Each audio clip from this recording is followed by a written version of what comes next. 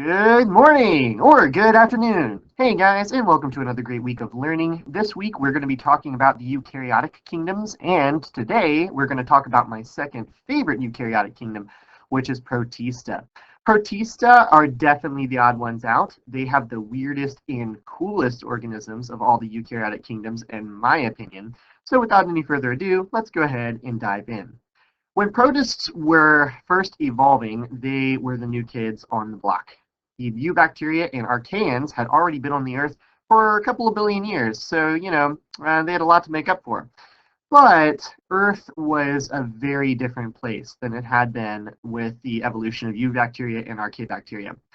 The atmosphere was now mostly oxygen. There was brilliant sunlight streaming in. The Earth had sort of settled down a little bit. The waters were calming, and there was a lot of potential for diversification, energy, and life. This is the very high potential grounds upon which our protists found themselves evolving. Protists were very different than bacteria or archaea because they had developed some internal characteristics that the others did not have.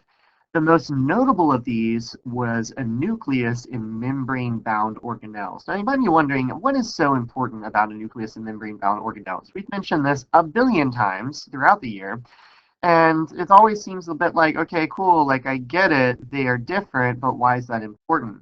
Well, if you guys remember back to the cell unit, and even when we were talking about surface area versus volume, having organelles is pretty important for making sure that you have enough space to do the functions that you need to do.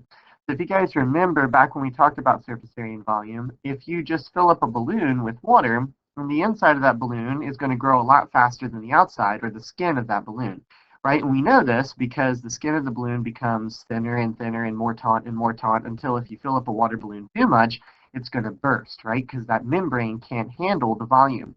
So the same danger exists within cells. This is why we said that there couldn't be like a giant, man-eating cell, because that cell would have to be so big that its membrane would not be able to support the volume of its mass inside. And so having organelles allows you to split up a large volume into smaller sections that allow you to get over that sort of problem. So it allows you to grow more and diversify more. It also allows you to specialize because each one of your organelles has a different function. So say the mitochondria is used to break down sugars into ATP, whereas a chloroplast might be used to gather energy from sunlight and use it to create sugars. So there's all sorts of cool specialization that can occur, and that makes you a lot more efficient. So basically, protists were more complex and more efficient in some processes than bacteria. This would lead to an evolutionary advantage in some cases. However, I would like to point out it didn't make them better than bacteria or archaeans. I think this is a common misconception. People think that there's progress in evolution and that, yeah, these guys are better because they have cooler stuff. And that is not actually true. It doesn't make you better to have this stuff. It just makes you more complex and perhaps more efficient in some ways.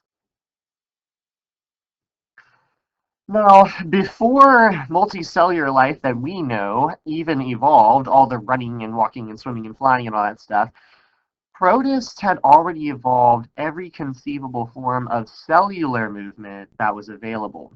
And these forms are freaky. So one of the biggest forms that protists use are called pseudopods. And I want you to look at this. Is a pseudopod. It's an extension of the cell membrane that's basically been turned into like a tentacle, or some people call it a false foot. And it grows out of the protist and catches onto stuff or like propels it forward. It's like this weird undulating, octopus kind of weird thing. It can eat with these. It can explore the environment with these. It's basically like tentacles that can form or retract on command, which is really weird and cool.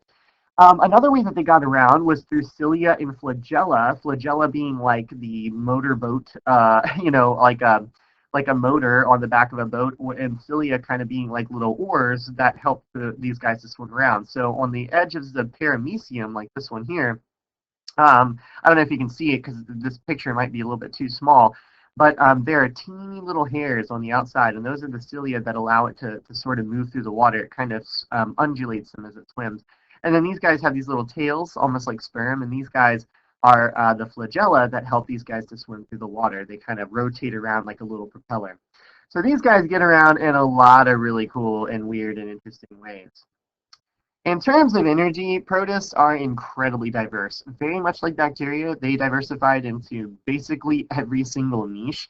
And they can do it all. They're autotrophic, they're heterotrophic, they're photoheterotrophic, all that crazy stuff. And a lot of the phototrophic or autotrophic protists are actually represented by something that you'll probably recognize, which is algae. So if you ever look at that green stuff growing on the pond and you'd be like, ew, that is that. That is a giant group of protists called algae. They're photosynthetic, which explains the green. And so, they use sunlight to create sugars and make their own food. So they're producers in our environment, which is really important. Other forms, though, of autotrophic protists include brown kelp or brown algae like kelp, the giant kelp forests in the ocean, and red algae, which weirdly enough eventually evolved into plants. You'd think it was the green algae that would evolve into plants, but actually it was the red algae that are the ancestors of all terrestrial and aquatic plants. Pretty cool, huh? I mean, it's weird to think about that when these guys were alive, plants hadn't even been a thing yet. That's amazing. Okay, so gaining energy, heterotrophs. Okay, so, we got plenty of autotrophs, algae, cool, that's interesting, but what about the predators? What about the hunters?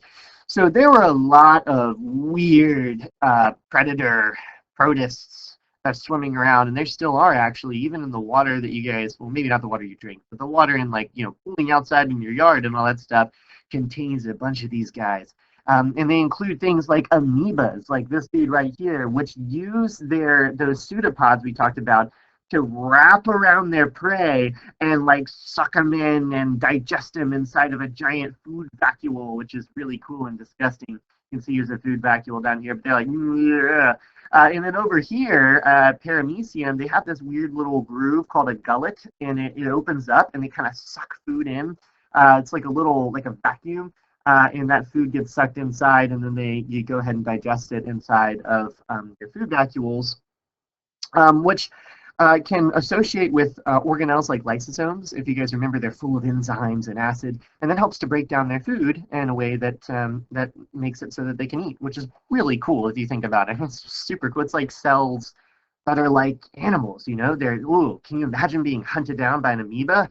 That'd be disgusting and scary, and ugh. I don't know, it just freaks me out to think about it. Okay, and also these guys could work together. So one of the cool parts about eukaryotes is that we're multicellular, right? I mean, you and I are made out of trillions of cells that are formed into almost like colonies and organelles and all this cool stuff, and they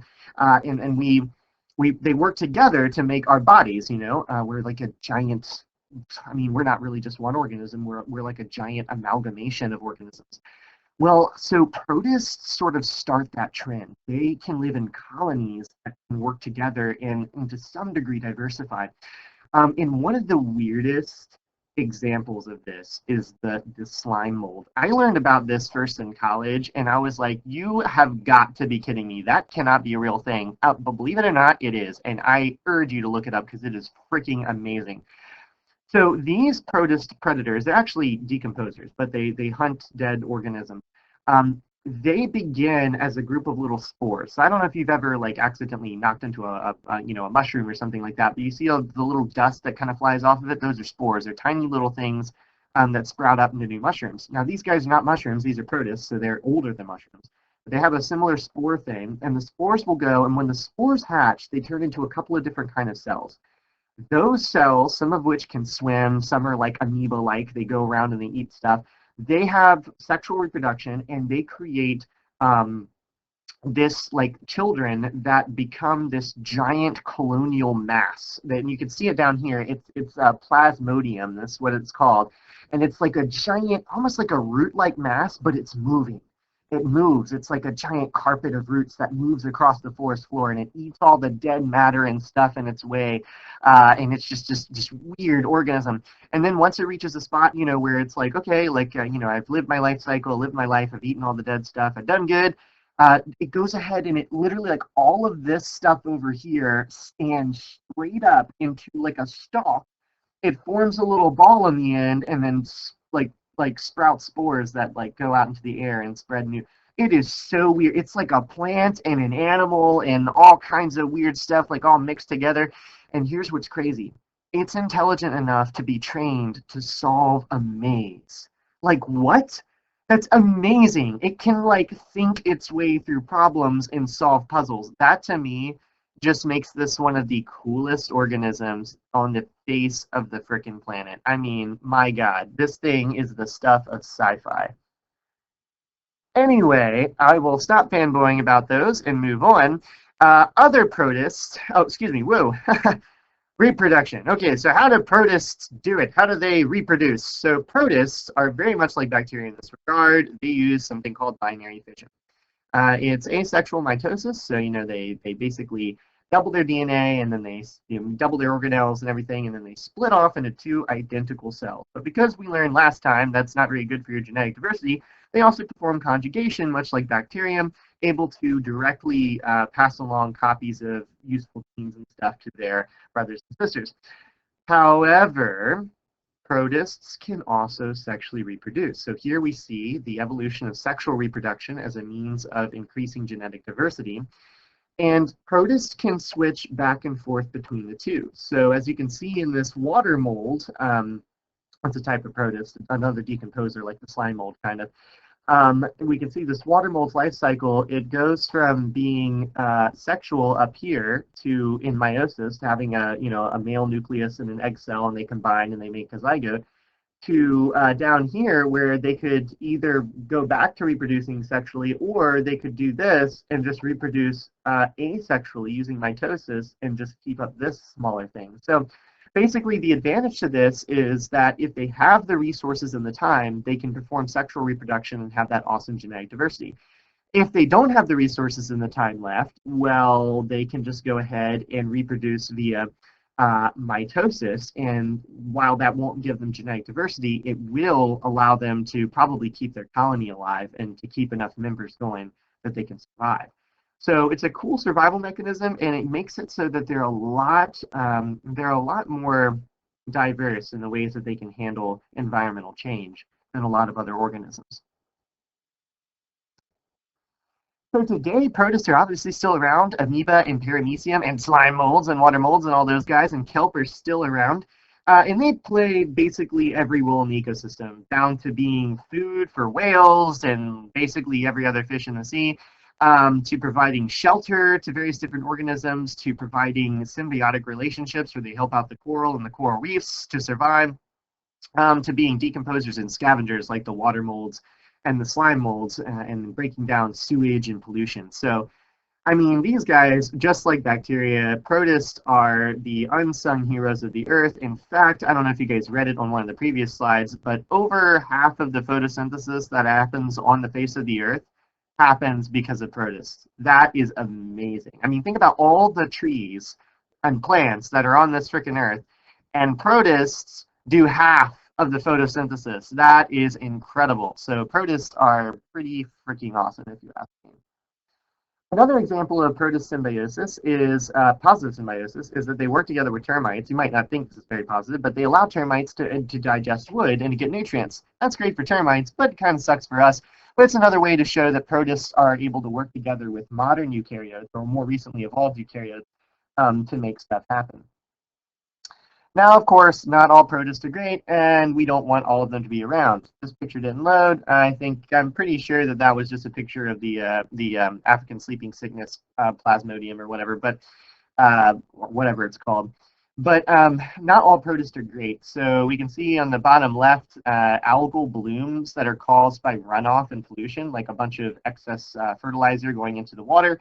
That can cause massive explosions of algal growth that can deplete the water of all of its oxygen and actually suffocate all the fish and deep benthic living organisms. Malaria is a protist. It can be passed on by mosquitoes to us. We are part of its life cycle, and it uses our cells to help itself breed. And that, of course, makes many, many thousands of people sick and kills many, many, many people every single year.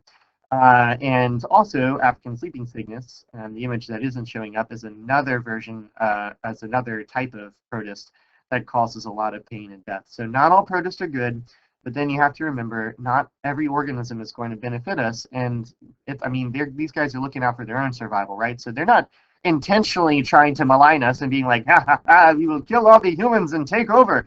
It's more like they're just using us and they don't really necessarily care what happens to us. I mean, just like, we don't typically think about what happens to the produce that we drink by accident in our water or eat or anything like that. So, it's just how life is. And finally, where did Curtis fit in? Well, this is where you really see that they're the redheaded stepchildren of the family. I mean, they basically fit in everywhere. The interesting thing about Curtis is that I mean, their official definition is like, they're not members of the plant, animal, or fungal kingdoms, but they're eukaryotes. Basically, scientists are like, we don't know what these are, so we're going to stick them all together and hope that they all go together into one group. But because of that, it's not perfect. I mean, eventually, probably we'll come up with a better classification system, and we'll be able to better place a lot of these protists into different groups. For now, though, because of our limited means and time and methods, we're just going to kind of all shove them together into a massive grab bag. This means that a lot of protists are actually going to be more related to plants or animals or fungi than they are going to be to each other, which is just unheard of and basically shows that our kingdom system is flawed in terms of protists. But whatever. Humanity's not perfect, and we're getting there. We actually used to have a whole group called, I think it was called Monera, that we totally have changed because we discovered that we were doing the whole grab bag scenario and it wasn't working. But basically, protists, as the best diagram I like is this one right here, which shows that protists are kind of the ancestors to fungi, animalia, and plantae. They're kind of the basis, but they're removed. They're set apart. They evolved and have continued to evolve previous to these guys, animals and fungi and all that stuff. So they're close ancestors, but they're not quite there. And really, if we split them into clades, they can form into 6 clades, and each clade is basically a part of, it's heavily related to a different kingdom. So a good way to think about it is that protists are basically part of all the kingdoms in a way, or at the very least, they're very directly related to all the kingdoms.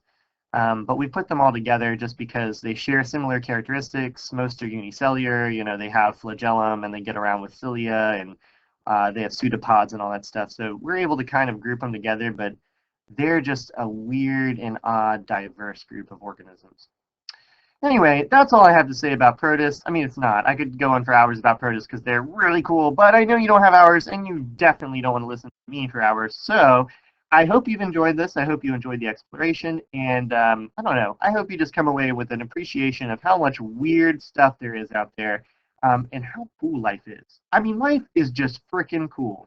All right, guys, have a great day. Enjoy, stay healthy, and stay safe.